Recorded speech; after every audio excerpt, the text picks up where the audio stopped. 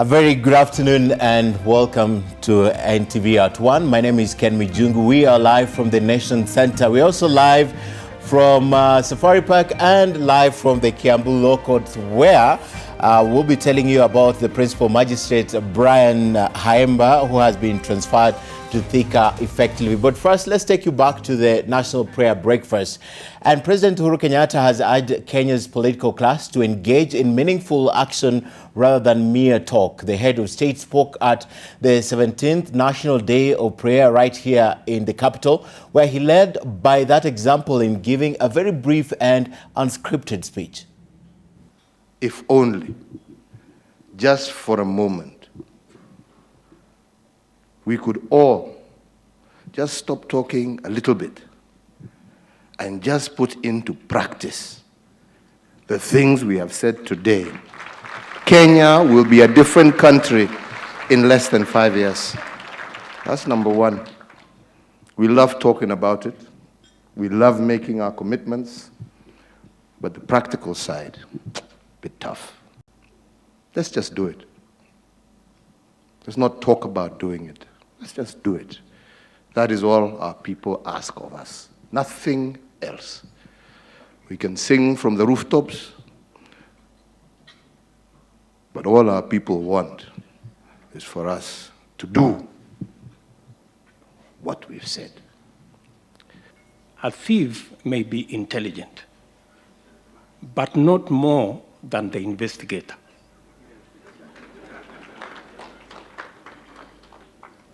And I think it is an encouragement to our investigative authorities that it is long held that the job that you do is possible. And as we've said as a nation, you have our support as you help us deal with the challenge that we have. But we must go beyond truth.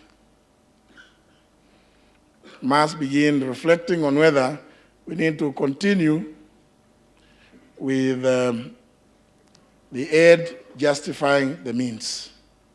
Is it not time for us to start questioning the means by which we achieve those ends? But let us search our hearts and repent and take this country to God, and God will heal us. Because some of these things that are happening, I think we need to go back and find out where the rains began to beat us and repent to God, and God will heal us. We live in such a tangible world. Governments are meant to be about delivery, and nations look for the fulfillment of promises.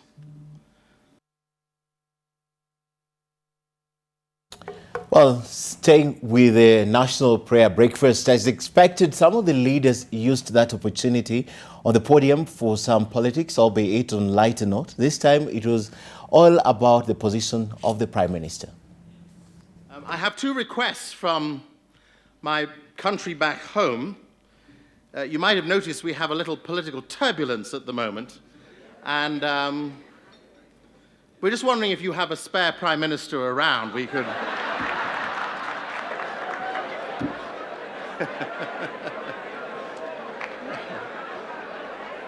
Genuinely, all offers gratefully received.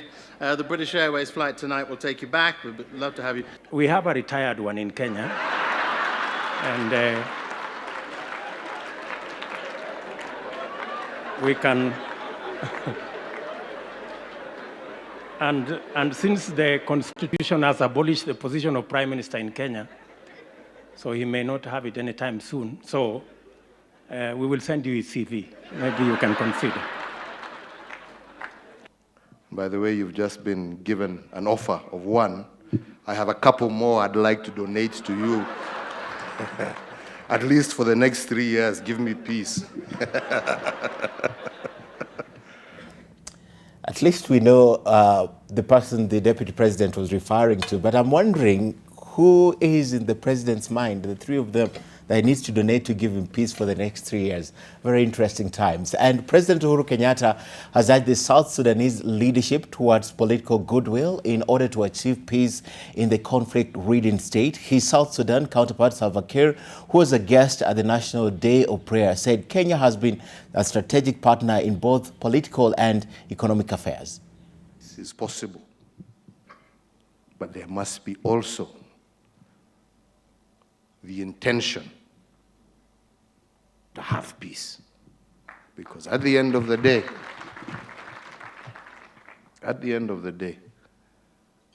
leadership is not about who is president, but it's about service to your people.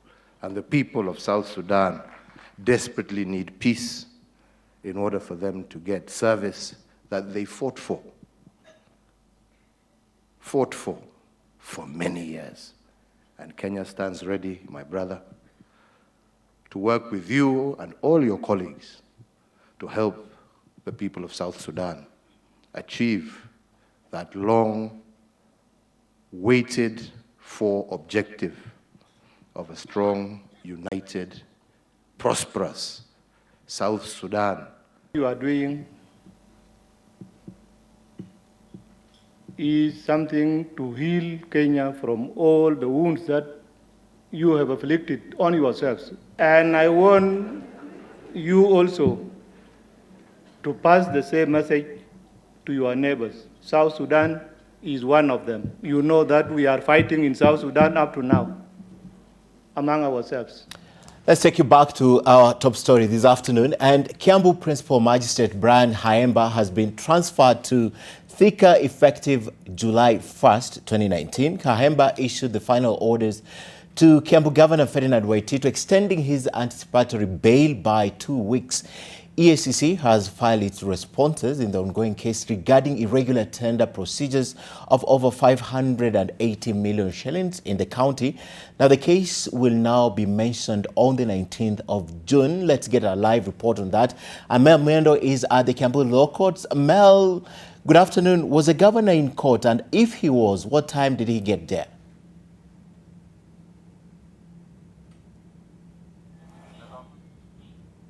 The Kiambu Law Courts, and he came in quite early in the morning, very quietly, together with his lawyers. And so once they came in, they took about 10-15 minutes and they were out of these courts.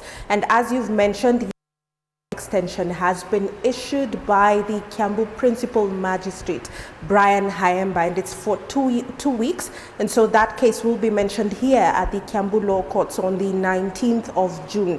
Now, one of the is very evident, and I'd like to mention to you, Ken, is that Brian Haemba has now recused himself from this particular case. When it will be mentioned on the 19th of June, it will be Chief Magistrate, and that's Patricia Gishohi. So it'll be before that, the Chief Magistrate here from the Kiambu Law Courts, and no longer will it be before Brian Haemba. What we do also that he has been transferred to the Thika Law Courts effective from 1st July 2019. And so from this time actually till still be here at the Kiambu Law Courts, but will not be taking issue with the case regarding the Kiambu Governor Ferdinand Waititu. So Ken, you'd also mentioned that the EACC had a response, and yes, they did quite early this morning. And so some of the other responses that are needed and should be given by the 19th of June is that from the Director of Public Prosecutions together with the Office of Criminal Investigations and the Inspector General of Police. So those three institutions should have filed their responses before the 19th of June when the case will be made. Remember, there has been a protest letter with regards to the anticipatory bail that was issued by the principal magistrate here from Kiambu, Brian Haemba, and so that issue has been taken up, and why he will be taken to the Thika Law Courts. Ken. All right, Mel, thanks for the live report from the Kiambu Law Courts. Let's move on now, and over 25 teachers, training colleges and students have sought to be enjoined as interested parties in a case challenging a consent order entered by the AG and the Teacher Service Commission to cut out minimum entry of trainees to the training institutions. Their interest stems from an application filed by a parent from Garissa County, which sought to stop the Ministry of Education from terminating the training of 3,000 teachers admitted with grade of D+. The applicant Abdishuri Aden Mohammed and 5 others have, through their lawyer Stephen Mogaka, asked the court that in order to fast-track the case, they be allowed to serve the multiplicity of parties through advertisement due to the geographical and logistical issues. However, the order has not been granted by the presiding judge, Weldon Korir, who said that the applicants have time to serve the many parties who have shown interest in the matter. Trainees enrolled in 30 colleges and completed their first semester before they were discontinued. Now, the matter will be mentioned on the 19th of next month.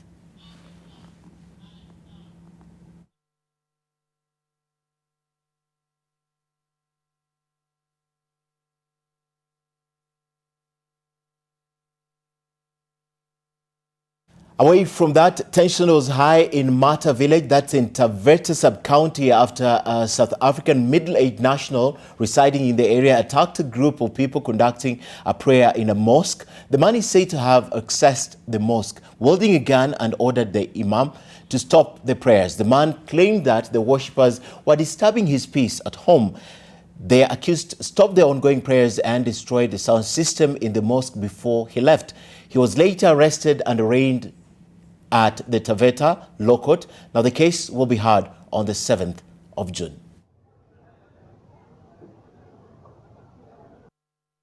Huu ni mwezi mtukufu wa Ramadhani na Waislamu wengi wako katika masuala ya mfungo. Ilikuwa ni wakati wao wa swala ya alfajiri mwendo wa saa 10 ya usiku, ambapo walivamiwa na bwana mmoja kwa jina Dampa. Akasema anawapigia kelele, akawaletea vurugu sana, kumtatiza mkuu aliyokuwa anaendesha swala na wale waliokuwa ndani, na akiwa na silaha ya bastola. Sisi kama Waislamu imetukasirisha sana. Haijawahi kutendeka askari wala nani kaingia msikitini na viatu wakati ibada inaendelea na kutatiza ibada. And business in Massabey town has been hard hit by tribal clashes. Residents want the government and their local leaders to come together to put the tribal differences aside and come up with a lasting solution.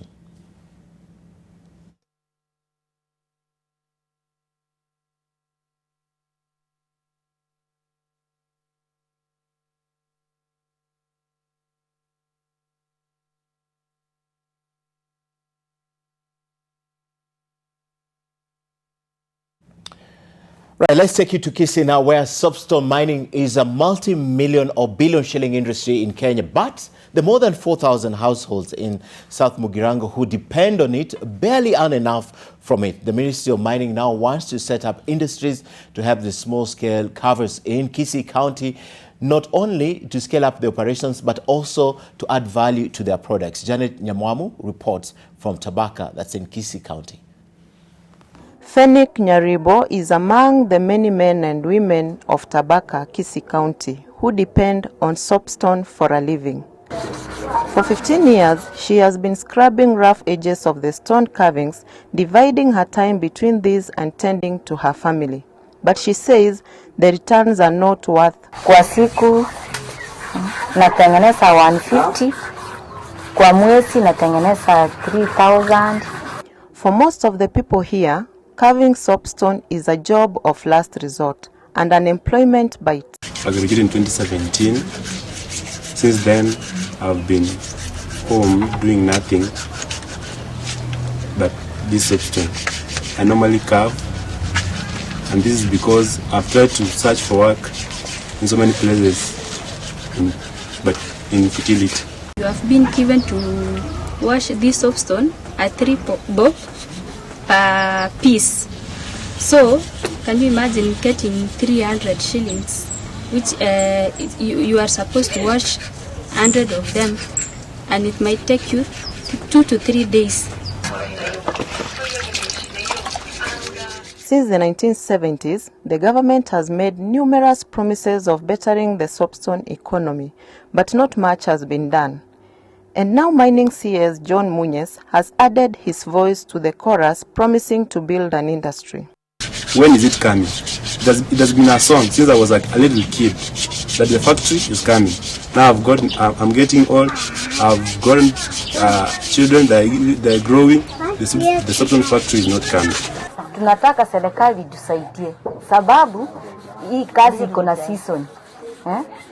Wakati mwingine wakati tuko na utalii, wakati watalii wanakuja, ndio hii kazi tunafanya sana, lakini kama watalii hawako tunasava. Hata watoto kuenda shuleni iko na shida sana. Janet Nyamwamu, NTV. And residents of Mukuru kwa Jenga, right here in Nairobi, have raised concern over the spate of land grabbing in that area. They claim that unknown persons have been marking their houses for demolition. The slum dwellers have threatened to go to court to try block the planned evictions. They argue that they have lived on the land for decades and therefore they are the rightful owners of that property. The residents have also vowed not to allow any demolition of their homes by few individuals who seek to acquire their land fraudulently. Uhuru ndo alikuja hapa na Waiguru. Yeye na Gilu, wakati Gilu alikuwa minister, aliweka hii area yote safea. Na alisema Shandaria ni mtu moja, apelekwe bali ingine shamba apatiwe wananchi. Na mzee Shandaria wakati iko hai bado sumbua sisi. Aliwaachia sisi shamba, tulienda na mzee Jenga tulienda paka huko. Alisema chukweni hiyo shamba, imewachia sisi. Nairobi Governor Mike Mbuvi Sonko yesterday treated Muslims in the capital to Iftar at City Hall. Speaking during the celebrations, the governor acknowledged the contributions made by the Muslim community to the country and the county, adding that he's proud to be associated with the event. He promised that he is working on transforming the city and no one will be evicted from their homes under his watch. Several members of parliament and guests graced that event.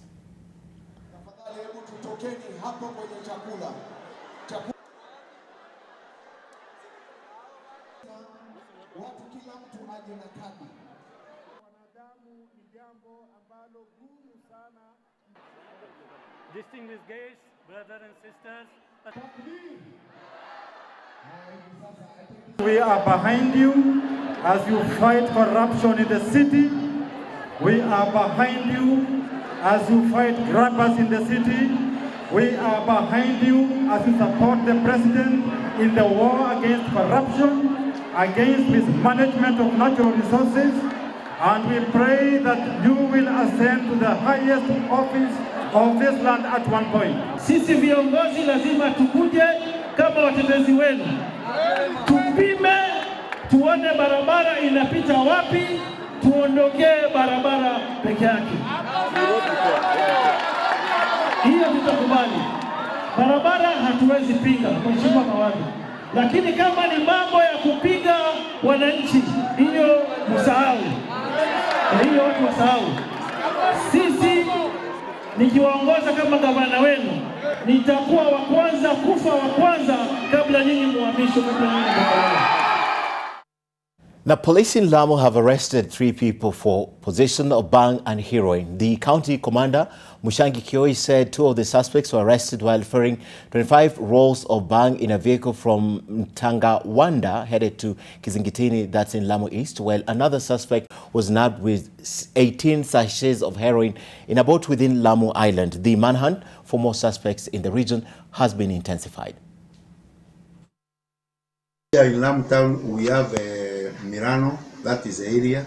We have Kashmir and we have Gandeni. Those are the problematic areas. And also that other area of Uyoni. We also have some being trafficked from there.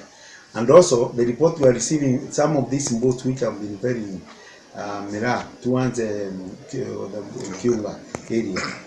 We have already received information that might also be ferrying these drugs. So I'm giving them a warning that we are going to handle them ruthlessly when we get them carrying this kind of stuff here. All right, let's take you beyond our borders. And Boeing CEO Dennis has personally apologized to the families of the 346 victims who died in the two Boeing 737 MAX deadly crashes last October and in March. Aviation authorities across the world grounded Boeing 737 MAX planes in mid-March following a crash of one of the aircrafts in Ethiopia that occurred less than 5 months after a similar deadly crash in Indonesia. The worldwide grounding has hit the company's stock, which is down more than 70% since the March crash, and left some airlines scrambling to find enough planes to meet peak summer demands.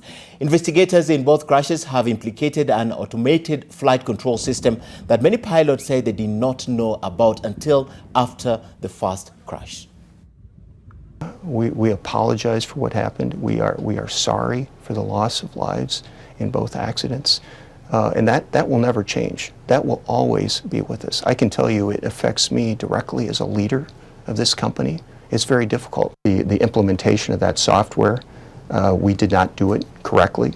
Our engineers discovered that. We're fixing it now, and our communication on that was not what it should have been. We clearly fell short, and the implementation of this angle of attack disagree alert was a mistake, right? We did not implement it properly. We're confident in the fundamental safety of the airplane. To Sudan, the Alliance for Freedom and Change protest movement declared their strike successful after hundreds of workers at Sudan's banks and government offices, including the key oil ministry, went on strike for a second day to demand the country's ruling generals step down. Talks between the ruling Transitional Military Council and the Declaration of Freedom and Change Forces Alliance are at standstill despite weeks of negotiations over whether civilians or the military will have the upper hand after ousting the long-time President Omar al-Bashir last month. Carrying Sudanese flags, banners and placards reading civilian rule, they chanted slogans against the generals. Thousands of employees of government offices, banks, private sector firms and the docks of Port Sudan observed the two-day strike, saying only civilian rule can lift Sudan out of its political crisis. The Alliance for Freedom and Change protest movement called the strike after the suspension of talks over the shape of a transitional authority. The two-day strike, which one protest leader said was 90% successful, aimed to pressure the military council that took power after ousting longtime President Omar al-Bashir in April to hand over to civilian rule. Protest leaders warned that if the generals did not respond to their demands, further escalatory measures like launching civil disobedience would be planned. On Wednesday, the capital's airport began to return to normal after scores of staff had stopped work on Tuesday, although the flights of Sudanese airlines Tarco and Nova remained suspended. Several newspapers were unable to publish because their printers had shut for the day. The army ousted Bashir after months of protest, including a sit-in by tens of thousands outside military headquarters. But the generals, backed up by key Arab powers, have resisted calls from African and Western governments to step down. Before suspending talks last week, the two sides had agreed on many aspects of the political transition, including its duration and the bodies to oversee it. But negotiations broke down over the question of whether a planned transitional body would be headed by a civilian or military figure. The Directorate of Criminal Investigation officers from the headquarters arrested 7 people on Wednesday evening on allegations of illegal fuel siphoning and gas refilling. The officers, together with the flying squad, shut down 3 sites located in Kiambu area in Embakasi, which were found with more than 15 containers of illegal diesel and fuel. The DCI officers raided dens in Embakasi area to weed out vendors of illegal gas cylinders and fuel. The officers managed to retrieve 15 containers of contraband fuel and diesel, which Edward Kinyua, the director of the Energy and Regulatory Commission, stated are endangering the lives of users due to substandard quality. All this assortment of brands, we'd expect that you have an authority from the person who owns those cylinders. because it is that person who takes responsibility in case there's a cylinder incident, like, for example, if there's an explosion of the cylinder. The 7 suspects will now have to face the law as they were arraigned at the Makadara law courts earlier today to answer to charges of constructing illegal petroleum facilities and operating without required licenses. People who are arrested will be charged as per Section 99 of the Petroleum Act. And of course, the offenses are stipulated under that section, and the fines are also stipulated.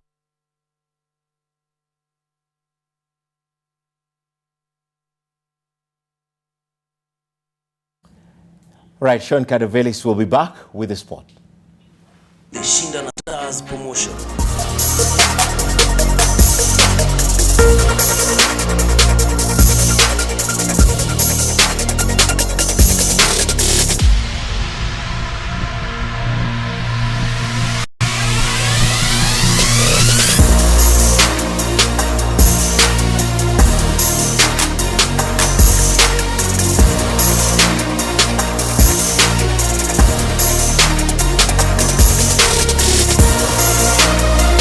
Good afternoon to you. Let's start off with football. The national football team Harambee Stars, who are making a return to the Africa Cup of Nations after a 15-year hiatus, are meant to be hosted to a luncheon by the Football Kenya Federation ahead of their departure to France tomorrow.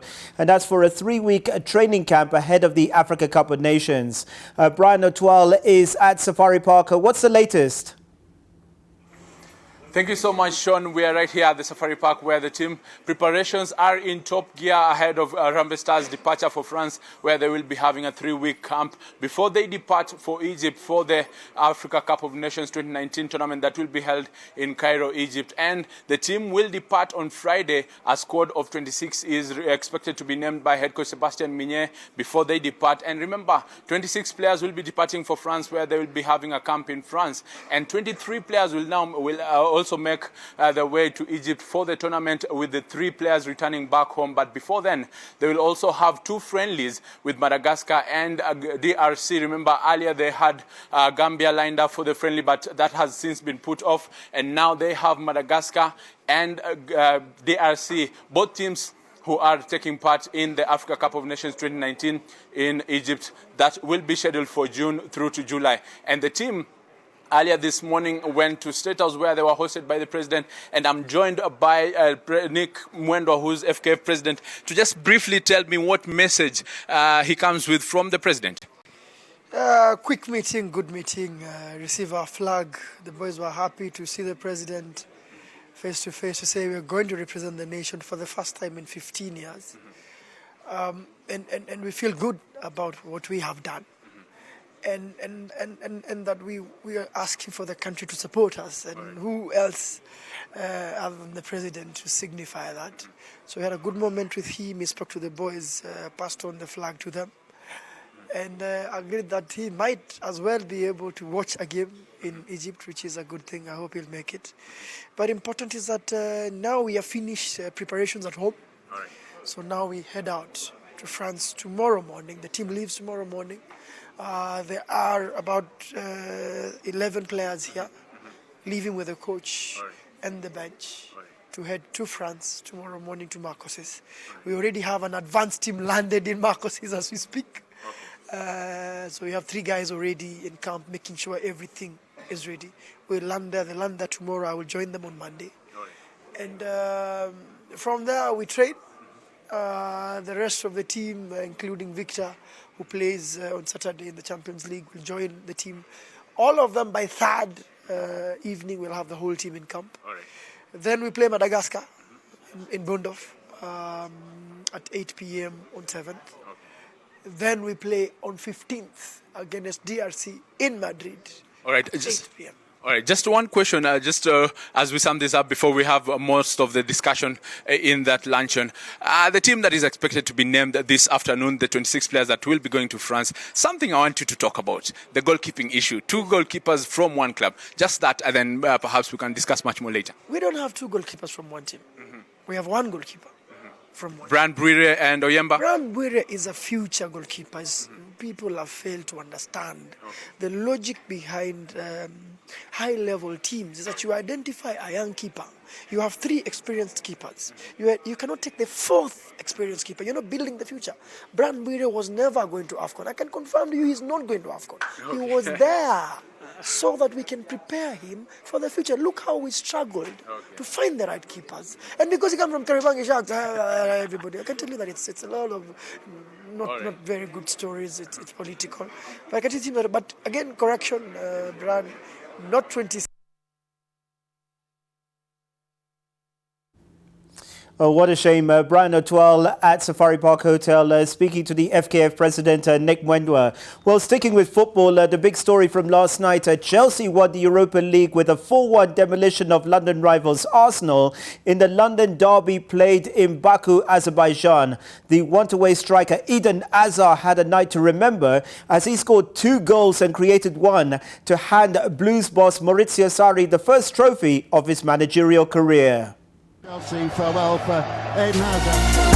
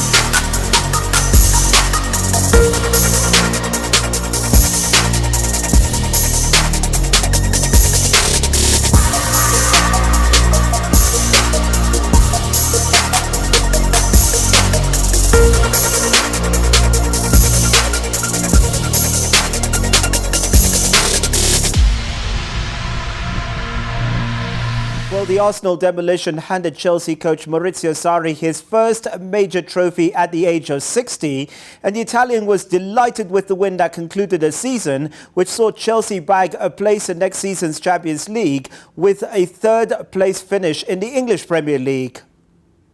We deserved to win because we went in.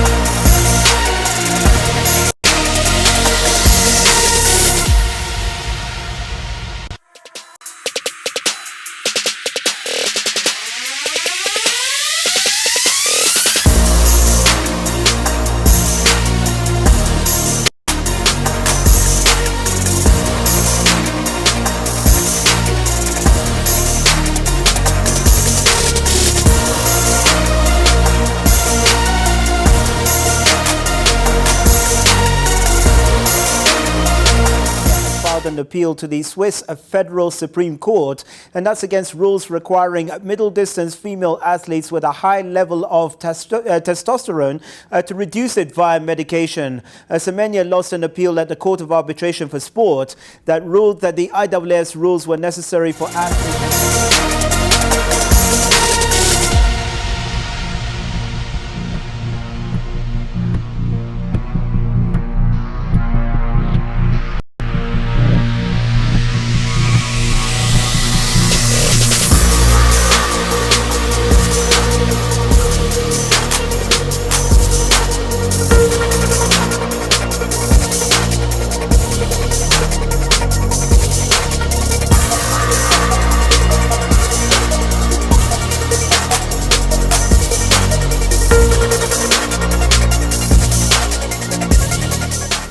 In tennis, Roger Federer advanced to the third round of the French Open on Wednesday with a comfortable victory over Germany's Oscar Otte.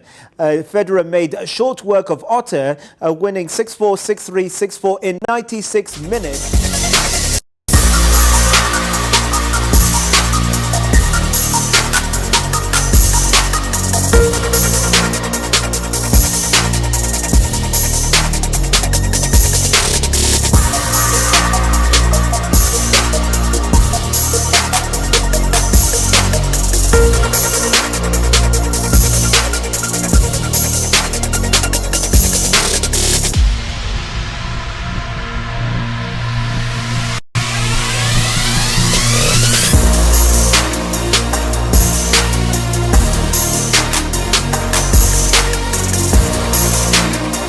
On South Africa at the Oval in London. This marks the beginning of a 6-week-long festival of cricket.